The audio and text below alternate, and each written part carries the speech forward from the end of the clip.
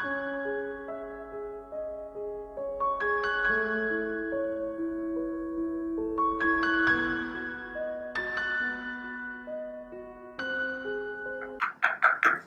may I come in? Yeah, for sure.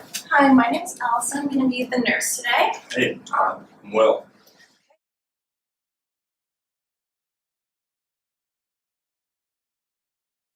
So I understand you were just in with the doctor, so we're just going to go over a focused health history. Yeah, for sure. So I understand he recently diagnosed you with situational depression and anxiety. Yeah, it's been coming on for a long time, and I think I'm happy he diagnosed that 'cause I've been feeling not the greatest for a while, and I'm happy we figured out something today. So could you describe some of your symptoms? Yeah, so my wife, she died about a year ago, and kind of since then I've been, obviously not feeling the greatest, pretty sad and depressed there, but it's really been acting up lately because I'm just kind of realizing it's just myself taking care of the kids, and with the depression it kind of comes and goes, but some days I find it really difficult to get out of bed, and once in a while I miss work and kind of put some other things on the back burner in my life, and that as a result kind of increases my anxiety. And I'm sorry to hear that. Have you had any other history of any depression or anxiety or any other mental health problems? no, like a month after my wife passed away, I did come to the hospital because I was feeling very depressed, and I was prescribed I think an SSRI during then. I don't know the name of it, but I just stopped taking it. I wasn't feeling that was working. I think I stopped taking it after like 3 weeks or something like that. So. Okay. So how are you coping with this whole situation? Yeah, I think the kids are the only thing that's really getting me through right now because I have to be there for them. But I think overall I'm not coping that well. I used to go running a lot and see my friends, and I found they're great. But I've been kind of a house hermit, just staying inside and not really interacting with many people. But I don't really take drugs or smoke cannabis or anything like that. I've never really drank in my life, so I'm happy that I haven't gone down that road, which is good. But yeah, overall, it's just been a very lonely experience, I found. I'm sorry to hear that. So you said you were on an SSRI before. Are you on any other medications currently? No, I'm not taking any other medications. I haven't really had any other health problems. I think I take the odd Advil once in a while, but that's about it. Do you have any allergies to medications? No allergies to medications, and I didn't really have many adverse effects when I was taking that last one. I just found it wasn't working for me. Okay. So you have 2 children. Do you have any social support that help you out with that? Yeah, their parents do stop into town once in a while. They only live an hour away, but I've just been so busy trying to keep a hold of work, and with the kids, I haven't really reached out to them. And my friends said they'd always help out whenever they can, but I'm guessing the support is there. I just haven't really applied it yet, unfortunately. Mm-hmm. And you work? Where do you work? I work at the steel plant. I run a forklift there. And has this depression or anxiety affected your work at all? Yeah, my boss, he's very understanding of my whole situation, but I don't really want to push his limits a bit more. I have missed a couple days here and there. And have you had any thoughts about suicide? No, I haven't thought about that. So the doctor diagnosed you with situational depression with acute anxiety disorder. What's your understanding of this diagnosis? Yeah, it seems to line up with everything that's been going on with me right now. I haven't really been a depressed or anxious person in the past, but I'm assuming the situation being like my wife passing away has kind of brought this up upon myself. And the depression that's ensued with that, and as a result, the anxiety of me just kind of adjusting to the situation and realizing I have to work with my kids and take care of them by myself. That's kind of what I'm taking it as. Yeah, so your symptoms have been pretty normal for depression and anxiety. It's put a burden on your life, but we're going to work together with the pharmacist and the therapist to help you get back on your feet. Thank you.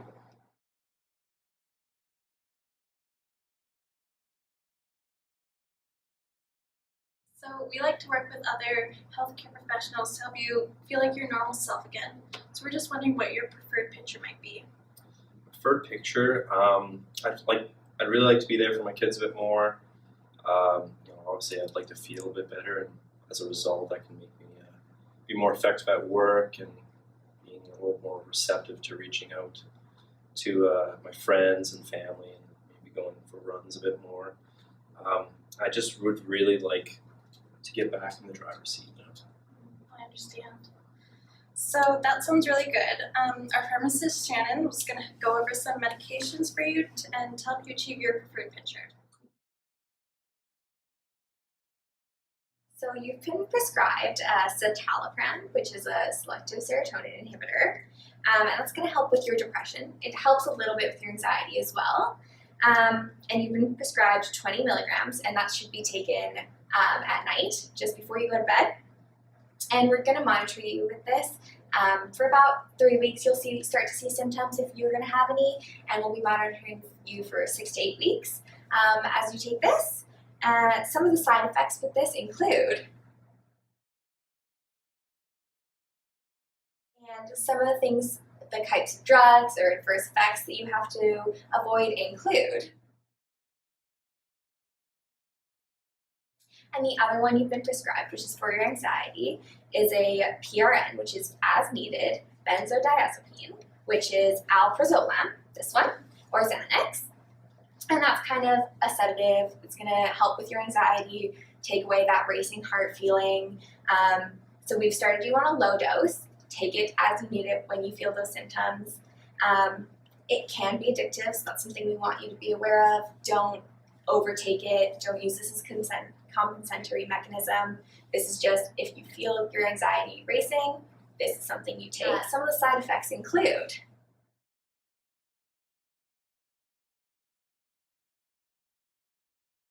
as well as some of the other things you need to avoid include.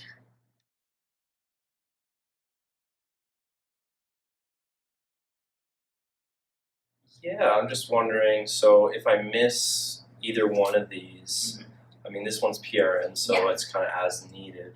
But I can't double up the dosage for either of them. I shouldn't. If I miss one, I shouldn't take two or anything like that. Okay. But it is important that you take them regularly, on time, same time every day. That's trying to get back out with like the friends and stuff. Like I don't drink a lot, but I'll have the odd beer. Am I allowed to have any sort of like substances while I'm on these, or I have to really watch out? Okay. Yeah. So you have to really watch out. No alcohol, no opioids, because they will affect both of your medications.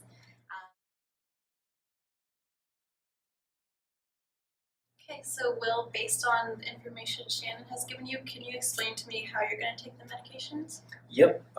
So I'm going to take one of the SSRIs every day, preferably in the evening around the same time. So the wellness nurse is going to have a talk with you about non-pharmacological interventions. So she'll be in a few minutes. So I'm a wellness and a mental health nurse here at the clinic. I understand that you've had quite a busy day here today. Yeah. Yeah, absolutely. A lot of information. Yeah, but it was, the nurses and pharmacists were great explaining everything to me, but yeah, quite a busy day. Yes, I can imagine. I did speak with the nurse and the pharmacist, so I'm all up to date on what was discussed today. I just quickly wanted to go over kind of how you're going to be adjusting to the medications that you were prescribed. Okay. So you're prescribed 2 medications today. And both can take, some time to work and to become effective, especially the SSRI, the antidepressant. And I just want to discuss how you feel you're going to manage that as you adjust to those symptoms and to those new medications. Yeah, one of the side effects was like drowsiness, maybe for both of them. And I've been kind of leaning towards this way for a while, but I think for the first 3 weeks I want to take some time off work because I'm a forklift driver. I don't want to be drowsy at work. I think it's just the best for me right now. Well, that's great. Another thing I wanted to touch on, I know that the nurse mentioned that you haven't been experiencing any suicidal thoughts or ideation. Is that correct? No, I haven't. Okay, that's great to hear. Unfortunately, sometimes these medications can cause some of those symptoms. You may experience some negative thought patterns, some suicidal ideation. If you do experience anything like that, it's very important to notify us as soon as possible. Okay, so I do have this number here that I've outlined. That's a 24-hour line. You can call us at any time if you're experiencing anything that you don't feel comfortable with, if you're having any kind of thoughts, just to be aware of that and to give us a call. I just wanted to talk with you a little bit about other non-pharmaceutical methods for coping with your depression and anxiety. Okay. Do you have current hobbies or anything that you used to enjoy doing or that you'd like to get back to doing? Yeah, I used to run quite a bit and hang out with the guys after work and stuff like that. I've been, of course, I have kids, so I manage that as well. But I would like to get back to running and seeing more people because I kind of have to put that on the wayside there. Yeah, I know that definitely sounds like a great goal, and I think it's definitely achievable, especially with the help of the medications. I think that exercise would be an excellent stress reducer and would help with your anxiety and eventually help to lift your mood as well.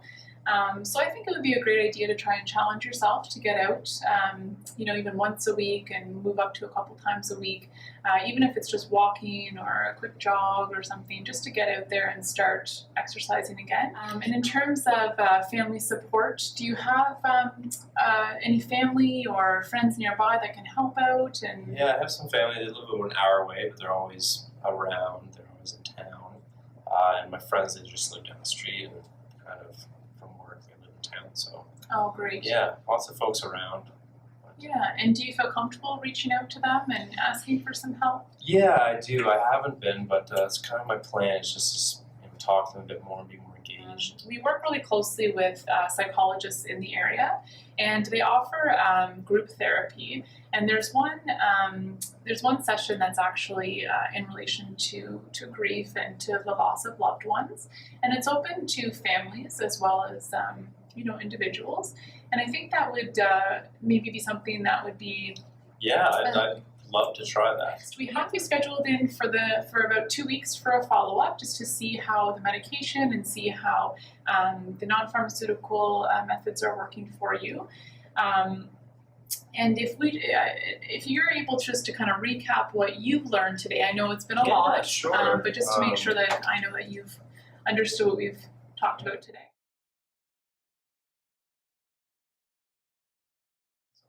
Yeah, thank you very much. Yeah, Thank you, Will, and I'll see best you of in luck. 2 weeks. Sounds All right, great. have a good Thank day. you very much.